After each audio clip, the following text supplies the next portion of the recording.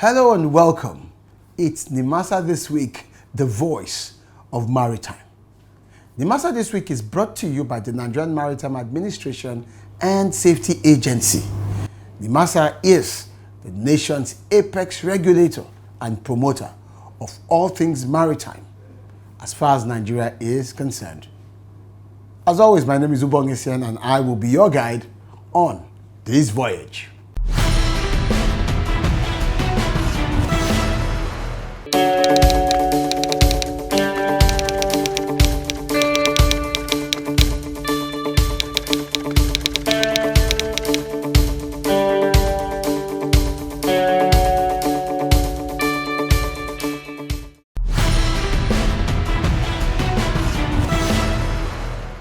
My name is Margaret Orakusi, Chairman, Ship Owners Forum of Nigeria. If you really want to learn much about the maritime sector, try watching Nimasa This Week.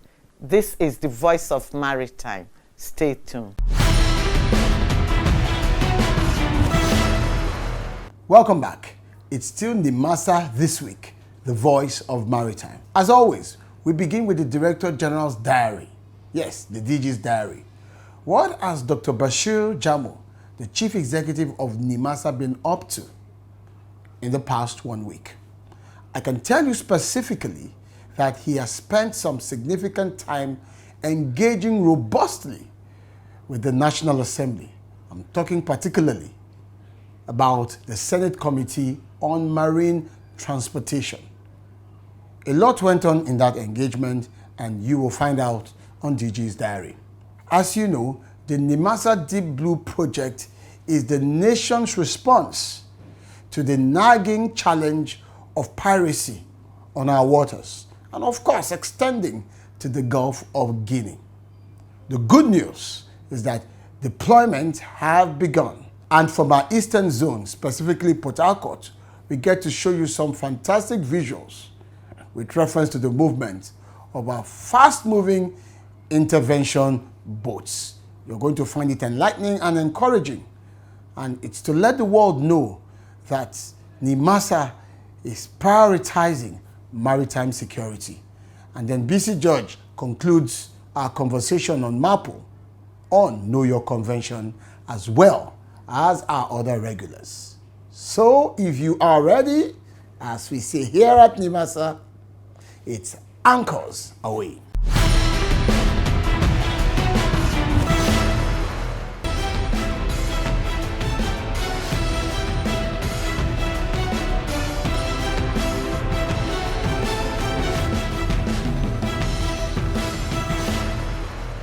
The Director General of the Nigerian Maritime Administration and Safety Agency, Dr. Bashir Jamo, recently appeared before the Senate Committee on Marine Transport to give an account of the activities of the agency and deliberate on issues bordering on budgetary provisions. The meeting, which held at the Eco Hotels and Towers, Victoria Island, Lagos, also had in attendance the Executive Director, Operations, Malam Shehu Ahmed, the Executive Director, Maritime Labour and Cabotage Services, Honorable Victor Oche, and the Executive Director, Administration, Honorable Chude Ofodile. The Senate Committee, led by the Acting Chairman, Senator James Manager, assured the DG and his team of the committee's support so long as the agency continues to fulfill its mandate in line with the law establishing it. While addressing the distinguished senators, Dr. Jamo railed out the activities of the agency, highlighting the three cardinal aspects of his administration, which include maritime safety, maritime security, and shipping development. First of all, we quickly establish Maritime Intelligence Unit, because I have beautifully showcased number of assets thinking that we are going to deal with the criminals. But the issue here is sometimes by the time they strike, before you get there, they disappear. So what we started thinking, how do we prevent it? Now, this Maritime Intelligence Unit, we establish it for them to go underground. One, to make sure that the 3 or 4 stages of this crime, they address it. All the crimes in our waters begins from the shoreline. So there are this group We want to know the groups who go and bring younger Nigerians, indoctrinize them, and put them into this crime. That is the pre-planning period. The second stage has to do with the indoctrinization. They indoctrinize them, train them, then they go for planning period. They now begin to plan. Where do we go? Who do we attack? For what reason are we going to attack? To siphon their products or to kidnap the persons? So that is the planning stage. By the time they finish the planning stage, they go to the final stage we call the execution stage. Once they go for the strike, for striking and execution, it's going to be very difficult unless now that we have this gadget, we may be able to address it. So what are we doing now? We are now working alongside with Maidan to introduce a policy where a lot of people will have to stay with these communities, changing their psyche, educating them to understand the implication of this act. So in so doing, we have what we call stick and carrot. If you think you are going to be stubborn, then we have stick. Now what is the carrot?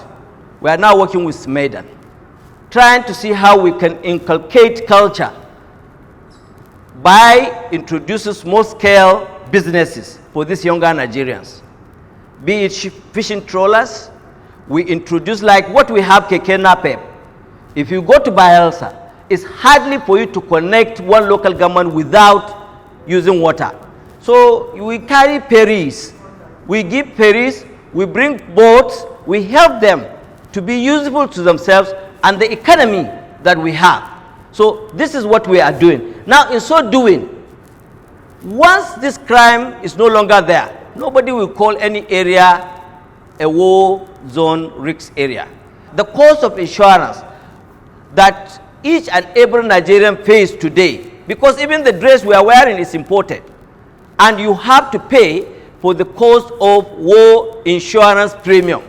So all these things is going to be reduced. So we are now working hard to see that by the time we now launch this asset, then we now have to concentrate on how to rehabilitate these younger Nigerians by means of carrot. So the issue of South-South war zone or Bayelsa is no longer going to be there. In line with statutory duty of oversight functions, the Senate committee members asked varied questions while probing into the activities of the agency. At the end of the session, some committee members had this to say. Nimasa did a very wonderful presentation of what is going on in the agency as it relates to the security and the operation of our waterways. So we want to commend the DG for the work well done. We have a very good presentation by Nimasa during this oversight function. We have thrown in our question regarding to ease of doing business in Nigeria, the high cost of shipping charges in Nigeria, and also safety of vessels coming into Nigeria, the issue of IMO, the delineation of Port South as a war risk zone, and so many other things we have asked. And also we have gotten, but one thing that we're happy with is the response from your DG, and he made a very good presentation, and it's a worthy presentation from Nimasa. I believe that he knows what he's doing, and he has a ready explanation for most of the issues that we dealt with. I believe Nimasa should keep doing well, because if they don't do well, Nigeria will suffer a great deal. We need them to be able to bring in revenues and for us to be able to keep the maritime industry very safe. I call for other DGs to learn from him, because he stated everything one after the other, and anybody who listened to him after we left, we just sat down and commend the DG. Therefore, there's no much comment from us again because his presentation is the answer. Thank you very much.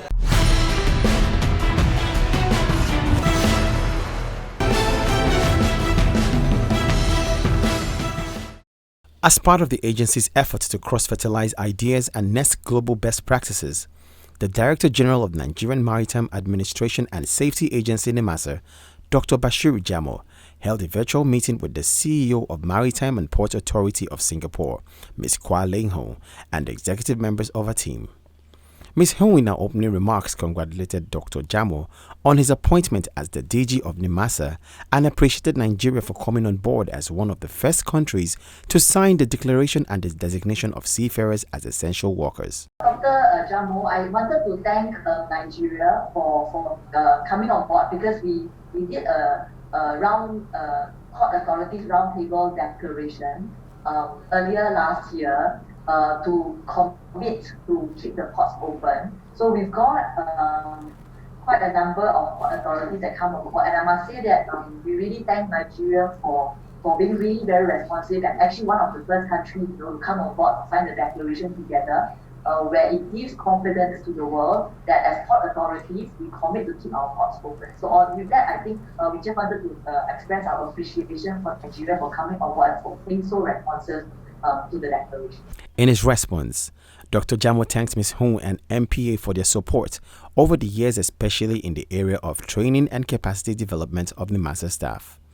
He further commended the cooperation between Nimasa and the Maritime and Port Authority of Singapore. Dr. Bashir Jamo later pointed out the fact that there is a decrease in pirate attacks in Nigeria's territorial waters, noting that the international media is quick to tag Nigeria each time an attack occurs in the Gulf of Guinea. Dr. Jamo cited the recent attack 160 nautical miles off the coast of Sao Tome and Principe involving a Liberian-flagged vessel, MB Mozart, where a crew member was killed and 15 others taken hostage.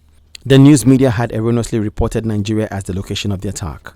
The DG used the opportunity to explain to Ms. Hone and her team what Nimasa and the Nigerian government were doing regarding maritime security. Because of the increase in piracy within the Gulf of Guinea and Nigeria in particular, we just have to deploy another means of seeing how we can synergize and work together.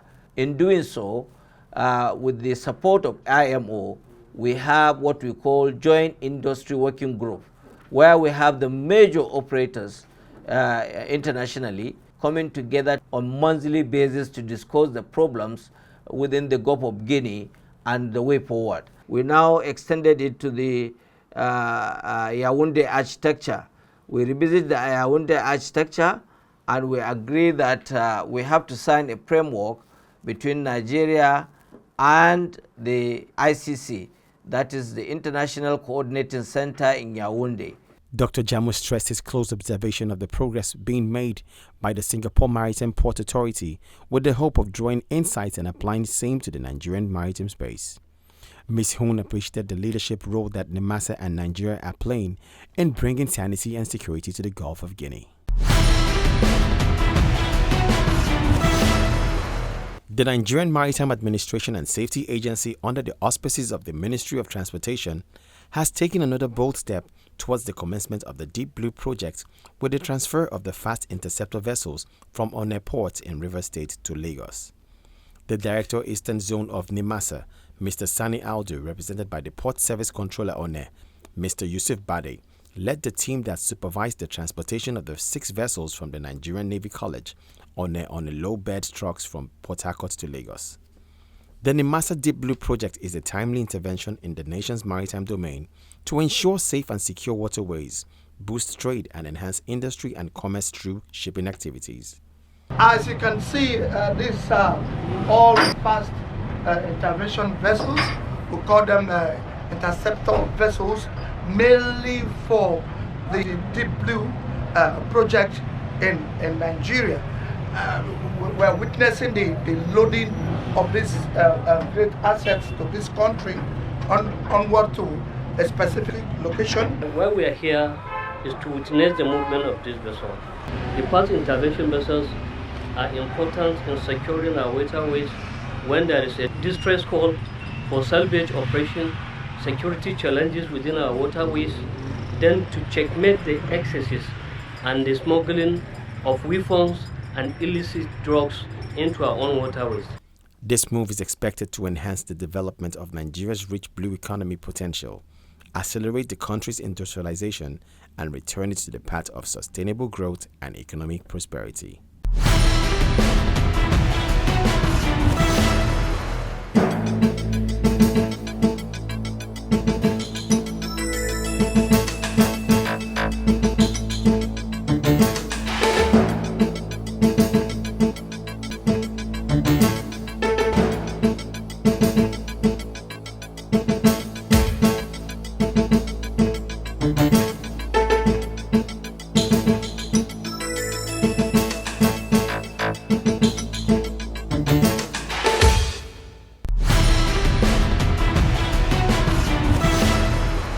As a follow-up to the launch of the revised Maritime Action Plan on Marine Litter and Plastic Management, a stakeholders meeting was held at the Nimasa headquarters in Lagos. The meeting helped to aggregate input from the National Task Force on Maritime Action Plan and other stakeholders further enrich the action plan as everyone agreed on the modalities for implementation. Mr. Mudi Issa, Acting Head, Marine Environment Management Unit, assured stakeholders of their input being captured in the revised version of the Maritime Action Plan. He further assured them of the management's passionate commitment to the marine protection and sustainable development of the maritime sector. The presentation of the Maritime Action Plan was delivered by the Assistant Director, Marine Environment Management Unit, Mr. Igbo McDennis, who expressed the agency's readiness to support and work towards achieving safe and cleaner waterways for maritime activities to thrive.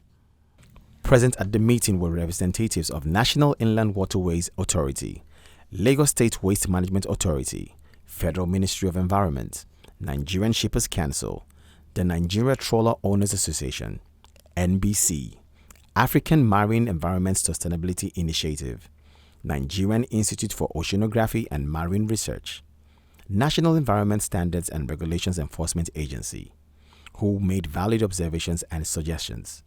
Nimasa developed the Maritime Action Plan on Marine Litter and Plastic Management in Nigeria in recognition of the need to minimize the vulnerability of the vast maritime domain and enormous population.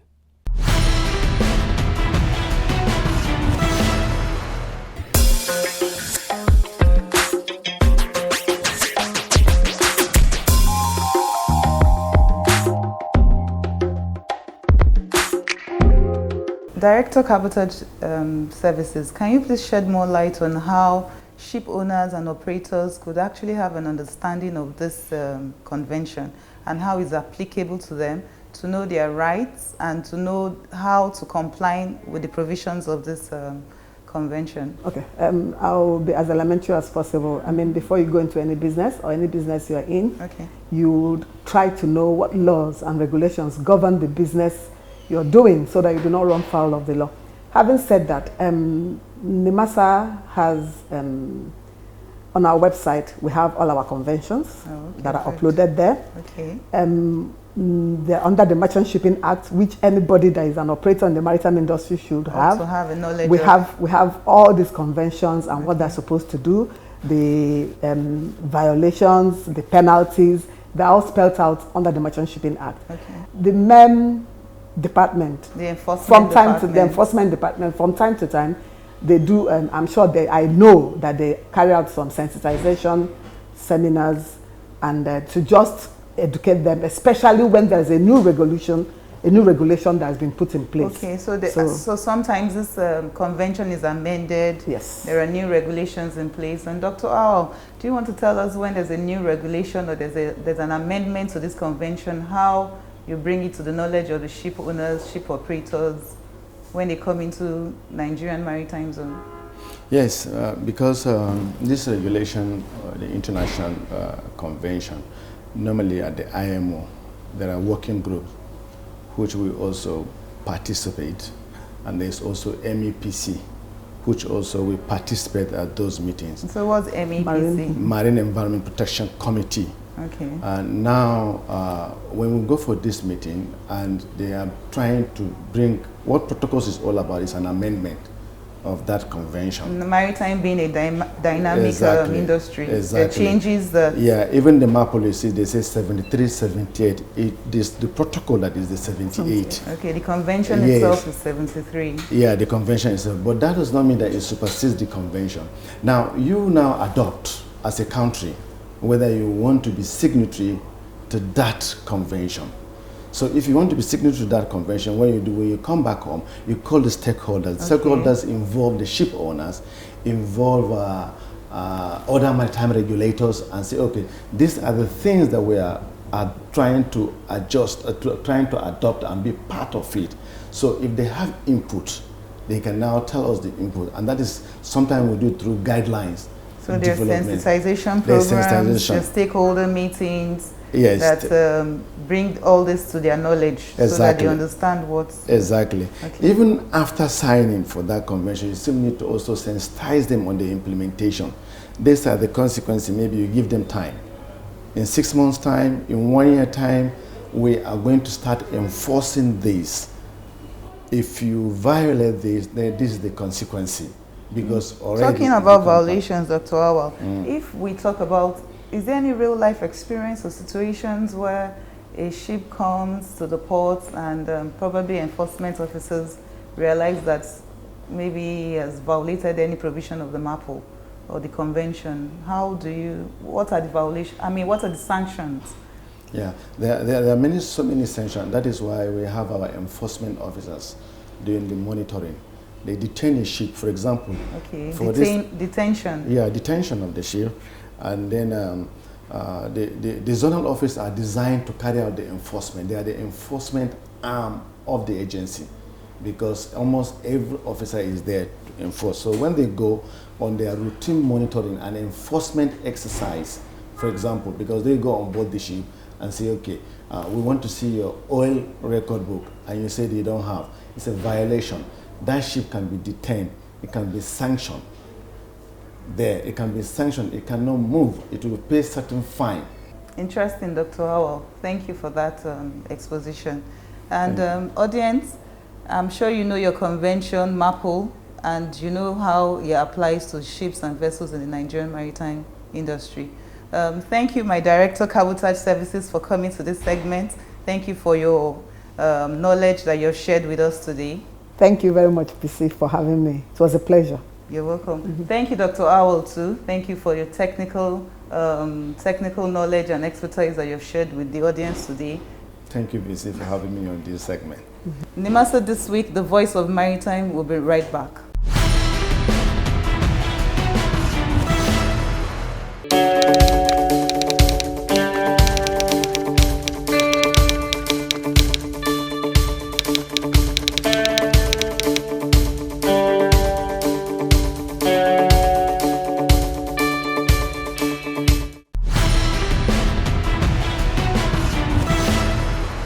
Welcome back.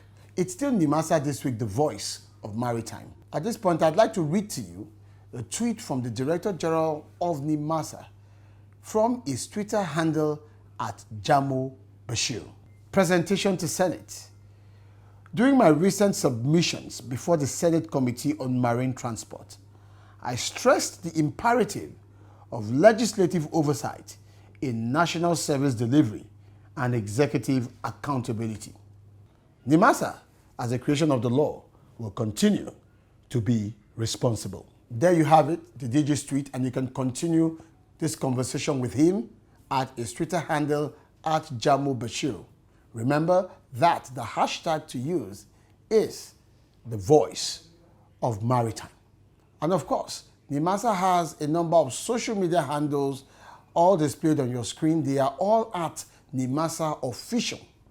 Then there's our website where every week we're constantly updating the industry with relevant information with reference to the maritime business in Nigeria and globally as far as it relates to Nimasa's relationship and obligations to the International Maritime Organization, the IMO. Our website is displayed on your screen as well.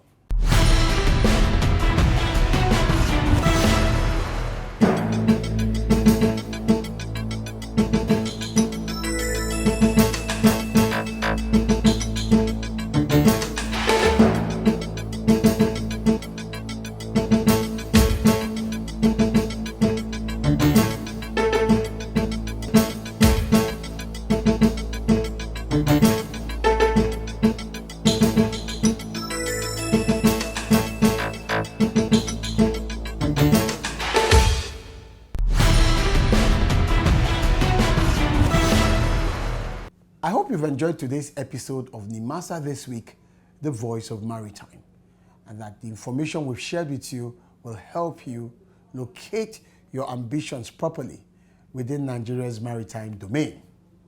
Let me leave you with the words of Ken Knott, a fine artist and an award-winning Canadian illustrator. However bad the storm you are in, there is still sun somewhere over your horizon. There's always a brighter side to things, no matter what you're going through. And Nimasa is committed to being part of that brighter side. My name remains Ubong Isian, so till I see you next time, stay on course.